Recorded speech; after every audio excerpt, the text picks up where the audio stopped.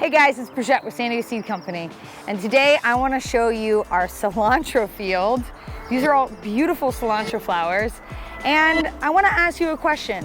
Why would you ever let your cilantro go to seed?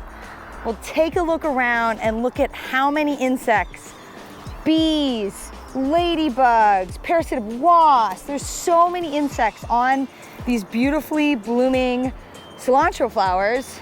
It's really going to help our farm.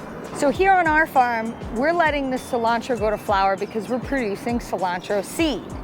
Now in your garden, why would you want to do that?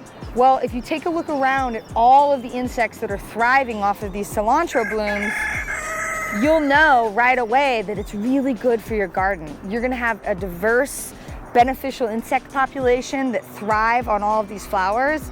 Not to mention, we actually love using these in cut flower arrangements. They smell like delicious cilantro, and they make really good filler that you can use in arrangements. You can see here I've got tons of cilantro blooming, probably more than you'll ever need in your backyard garden.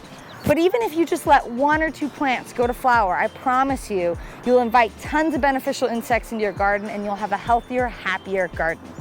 Now let's say you let your cilantro go to seed also because you want cilantro seed. Well, if we zoom in here, we can actually see, so here's the flowers and here's the immature seed. This is a long way from being ready to harvest. This has to get much bigger and actually has to turn completely brown on the plant. The secret to seed saving is making sure that the seeds stay on the plant as long as it possibly can so that it can fully mature and have a fully developed embryo so that it will sprout the following season. So one downside is that these plants will get really brown and kind of ugly, but the upside is you'll have tons of cilantro seed that you can replant or use in your kitchen as coriander.